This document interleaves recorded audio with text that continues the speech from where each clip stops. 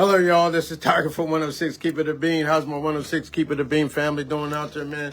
You know I love chopping it up with you guys. You know I love spending time with you, man. You know what we do here at 106 Keep It a Bean. Yes, we keep it funky.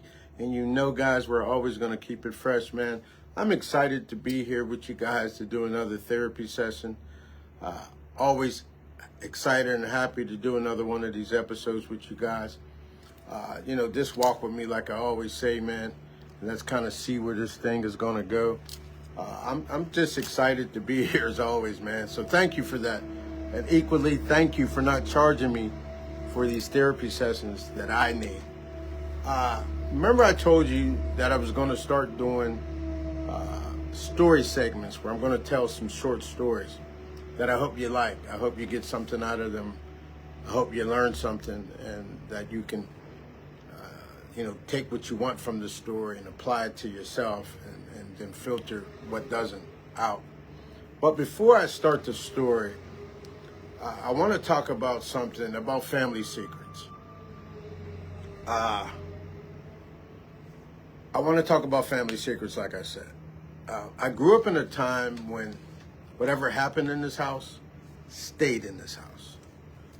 I grew up in a time where you grew up thinking a family member was your uncle or your aunt, and you come to find out they were your cousin, or you found out they were your mother or your father. I grew up in a time when they told you, at family functions, well, don't go around Uncle Billy, or don't go around Aunt Susie. Never go to their house. I grew up in a time like that. And I know many of us did. And I wanted to say, I get it to a point about family secrets. But all I want to say about it is this. Why not start telling us the truth? Tell us who these people are. If they're your uncle, then they're your uncle. If they're your cousin, then they're your cousin. If they're your mother, they're your mother.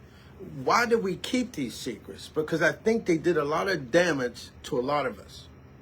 You tell me what you think. And for whatever reason, I don't know why we did it or why they did it, but they did it. And I just want to know your guys' opinions on what do you think about family secrets? You think they should have done it or you think they shouldn't have? Well, I believe they shouldn't have. I believe they should have told us who these individuals were. And then I want to talk about, the ones they told us not to go around. And here's my thing. If you tell a child not to go around somebody, or if you tell a child not to go to some particular family member's house, but you don't tell them why, don't you think curiosity is going to get the best of them and they're going to go and see? But if you told them specifically why, I think that would be enough information for them to say, oh, now I know why I'm not supposed to go around Uncle Bob or go over Aunt Susie's house. You understand what I'm saying? But for whatever reasons, our families didn't. They just told us don't go around them. They told us this person was this person, our aunt or uncle, but they come to find out they weren't. And so I just think we did a lot of damage by telling those stories, when all you had to do was just tell the truth. Just say, keep it a bean and say what it was. That's kind of my take on that. The last thing I want to say about, those family members that had those questionable behaviors. You know what I'm talking about. I think what they should have did was ask them to get help, seek help. And if that person didn't want to seek help, then first of all, get them out of your house. Because the damage that they could cause, no church, no religion, no therapy session could undo the damage that they could have caused. When all you had to do was ask them to get help, and if they didn't get help, get them out. Get them out of your house. Get them away from your children, your grandchildren, or whatever the case may be. Get them out. And if the authorities need to get involved, then get them involved. Because if they do the damage to these young children, you already know what's going to happen, man. It's a lifelong, it just does a lot to them, man. And so, but, again, man, what do you guys think about family secrets, man? I told you my take on them. You guys tell me what you think about them. I think they did a lot of damage to us. I think they shouldn't have told us the stories. They should have just been upfront and kept it a bean and just told us what it was. And then the last thing I want to say about that is stop lying to our children about Santa Claus and some Easter bunnies, only to turn around to tell them the truth. Why do that? Why can't you tell them about the birth and the life and the death and the resurrection of Jesus Christ from the beginning? Why tell them about a Santa Claus? And then tell them about an Easter bunny that has nothing to do with the life and the burial and the resurrection of Christ. But yet, we tell them that. And these kids look forward to it. And they plug into it. And they believe it until you tell them it's a lie. Why do that? To me, that seems idiotic. It seems crazy. It seems pointless. But then again, that's just my take. You guys tell me what you think, man. Family secrets, man. I think we need to stop it. I'm not saying you got to tell a child everything, but give them enough information so they understand why you told them not to do this or not to go there or who this individual is or who this individual isn't. So that child knows. You guys tell me what you think. The last thing I want to talk about, I told you this is also a short story segment. So I want to tell a story. I hope you guys like it. I ran into someone I didn't know some years ago. And we began to strike up a conversation. And he said to me, do you mind if I share a story with you? And I said, sure, man. Go ahead. So he didn't give the story a title, but I'm going to give it one just for the sake of telling the story. It's called I Want to Go Back. I Want to Go Back. And the story starts off like this. There was a little boy who had a dream. And he woke up. And he had wet the bed. He had wet himself.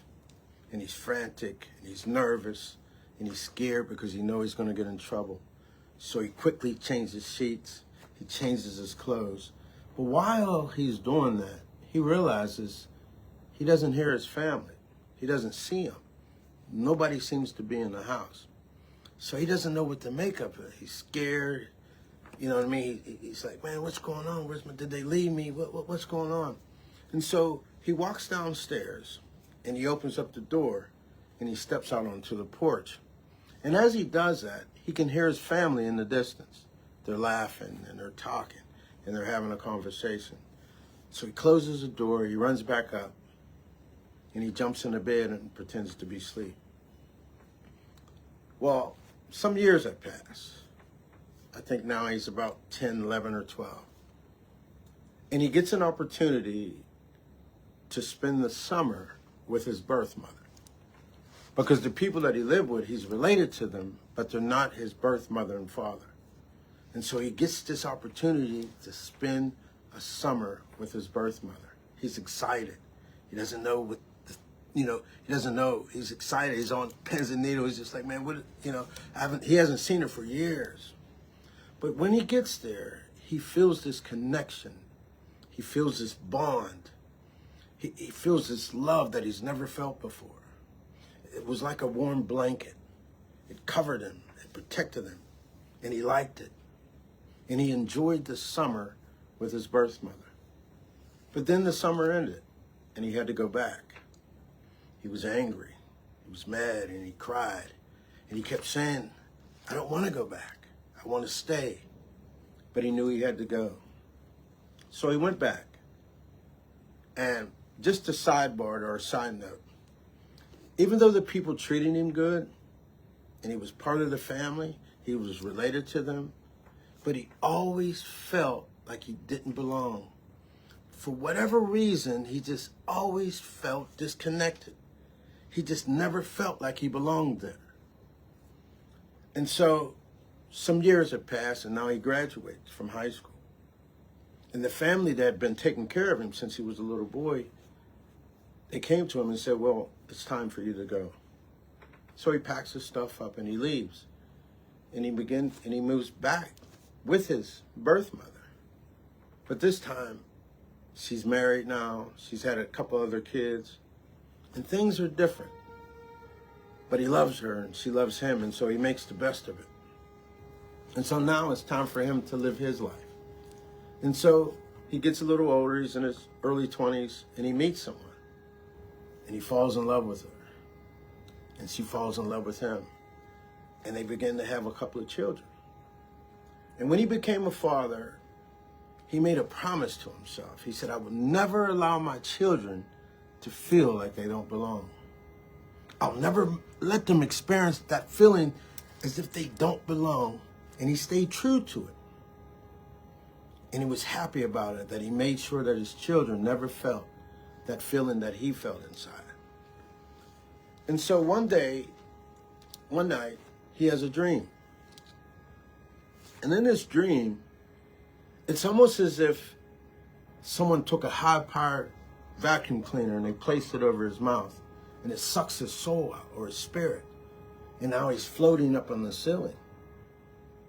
And he doesn't know what to do. He's like, man, this is crazy. Did I die? Am I dying? You know, he's calling out to God. Nobody's saying anything. But he can look down and see him and her lying in the bed. He doesn't know what to think. He doesn't know what to do. But every once in a while, he felt a gentle tug. It didn't yank him. It didn't force him. But it was leading him somewhere. And before you know it, it let him out the bedroom. And now he's in the hallway. He passes the bathroom. He passes the kitchen, and now he's in the living room. And he still doesn't know what to make of it. But this gentle tug is just leading him somewhere. And before you know it, he's in the hallway. And it begins to take him down the steps. And all he can think to do is say, I want to go back. I want to go back. And he wakes up. He's frantic. He's sweating. She's still asleep. He doesn't disturb her. He doesn't know what to make of it. He's just, wow, man, what was this? What was it trying to tell me? And so he goes on about his day as normal. Well, the very next night, he has the same dream. The same dream. The same he's floating. The same he's looking down. The same is taking him somewhere. And when it began to take him too far, he began to say, I want to go back. I want to go back. And he wakes up. And he still doesn't know what to make of it. Well, some years have passed. And he stops at the store to buy something. And he runs into a stranger. Never seen him before, doesn't know who he is. And they strike up a conversation. And he begins to tell the stranger about the dream that he had when he was floating. And it was taking him somewhere. And the strange man just looked at him and listened to the story. And then the stranger began to say, do you mind if I tell you what I think it means? So the stranger said, this wasn't a dream. This was your soul visiting the threshold. And you weren't being pulled away. You were being invited to release. Now the man is silent. He's unsure whether to laugh or cry. He feels a cold truth settle in his chest. The stranger continues. He said, you've lived your life trying to give your children what you never had. You've done well. But that dream was about you. And it's a part of you that still feels like it doesn't belong. Not in the world, not even in your own story. So what do I do now, he asked. The stranger stands, leaving something small in his hand. Leaving something small and round in his hand. A stone with the words belonging faintly etched on the surface. The stranger says, you stop running from what you didn't get and start accepting that you deserve what you give others. He says, next time you have that dream, don't say, I don't want to go back. Just listen and let it show you where you truly come from. He leaves the man feeling at peace with what the stranger had said. Years later, now the man is a grandfather, and he sits beneath a tree with one of his grandchildren asleep on his chest. The wind is gentle. He's older, softer, and at peace. He closes his eyes and he breathes deeply. He finds himself again at the edge of that same dreamscape. But this time, he doesn't say, I don't want to go. He smiles and he walks forward. That's the end of the story. First of all, you guys tell me what you think about it. I want to go back. I want to share something. I know there's many people out there that feel like they don't belong. You might not belong. You might feel like you don't belong in your family or your relationship or your job. Or you just might not feel you just don't belong in your community or wherever you're at, your club or whatever it is, you just feel like you don't belong.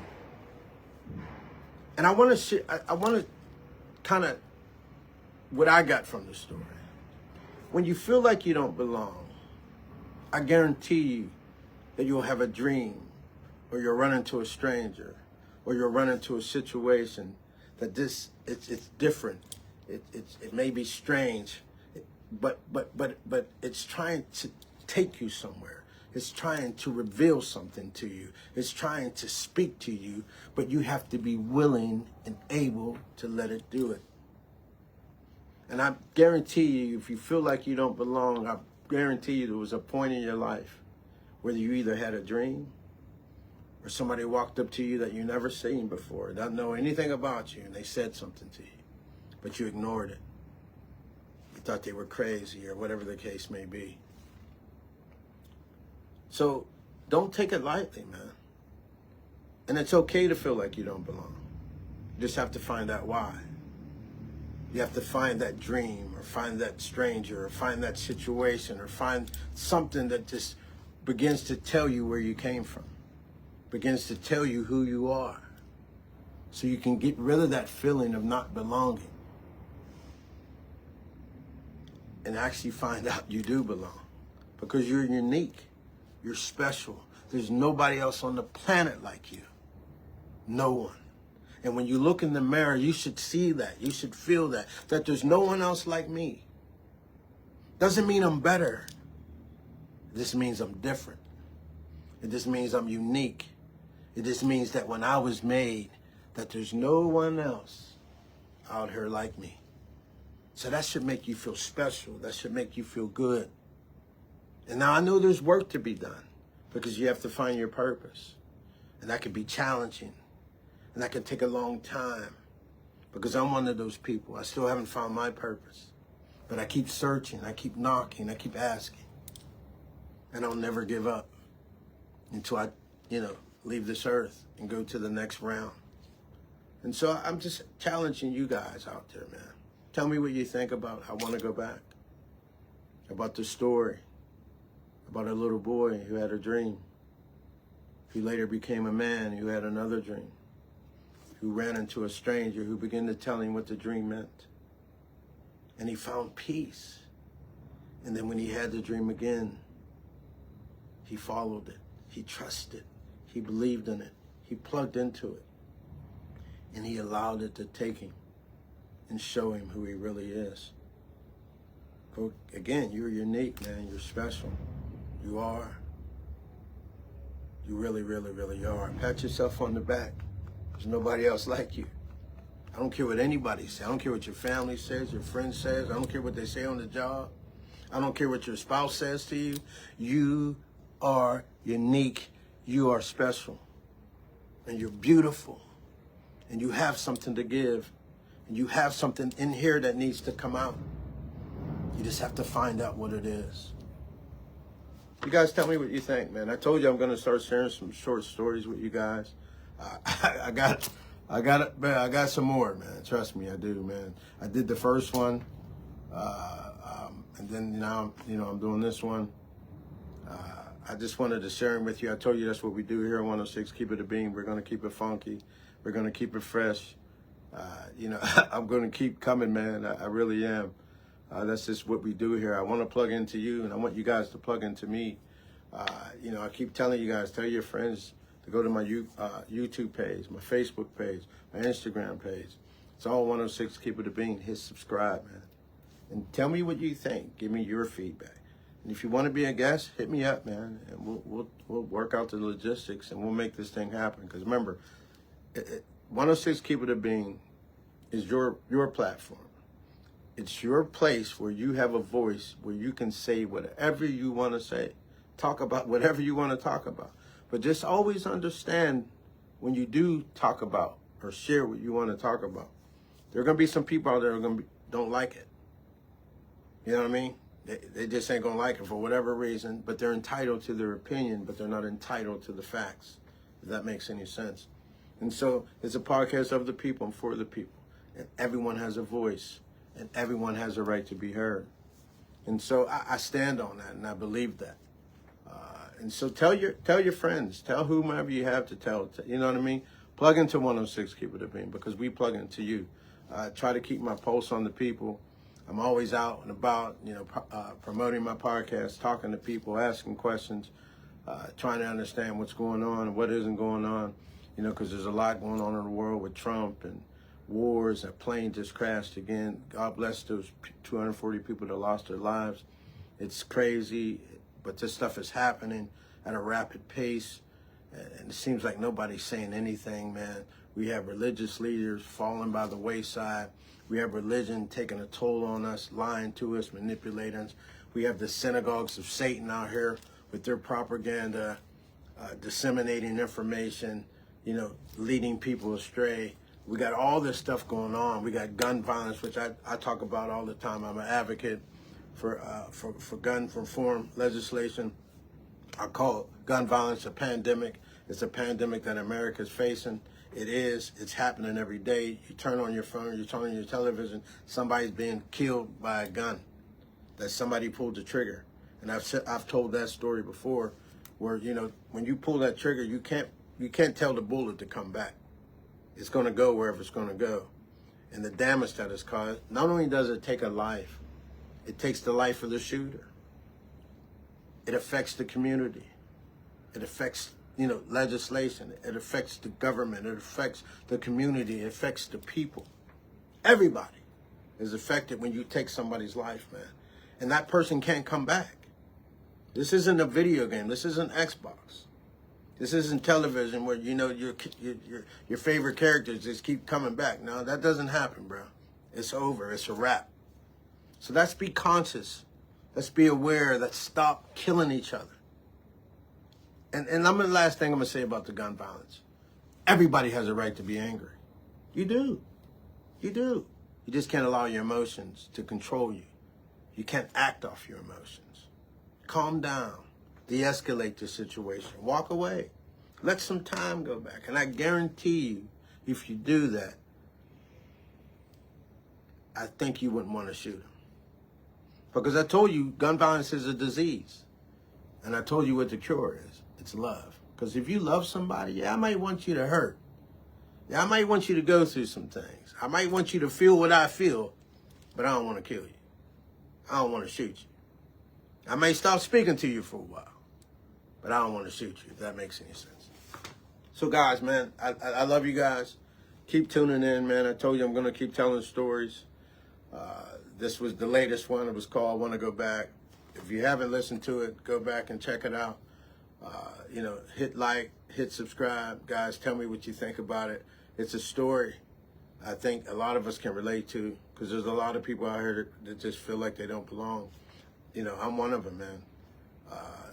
Real quick before I go, I can just kind of tell you, when I was younger, man, I was a loner. Most of my friends, people that knew me, could tell you, I didn't really rock with a lot of people. I basically hung with myself. And I felt I was cool with it, bro. It didn't bother me, man, because a lot of the conversations that people were here see me having, they thought I was talking to myself, but to me, I was talking to the one that created me. And so I felt peace. I felt at peace. And one thing I can say, the whole time I was walking around my neighborhood, during the day, even at night sometime, no harm ever befell me. No one ever came to try to do anything to me. No one ever tried to rob me or, do anything crazy to me. And that gives me comfort. That tells me that I believe I was talking to God, and I believe angels was around me. They were protecting me. They didn't let nothing happen to me. But, I digress, and I apologize for it. I really didn't want to talk about that. But I just wanted to share that little snippet. But check out the story. I want to go back, check out the other story that I did. I think you'll get something from it. I think you'll like it. It's something, you know, you'll plug into it, I believe. You'll get something from it. You know what I always say, man? I got to get out of here. Be true to yourself. Be true to God. Walk with purpose, but more importantly, walk with love. This is Tiger from 106. Keep it a bean. I love you guys. I really do. I'm out.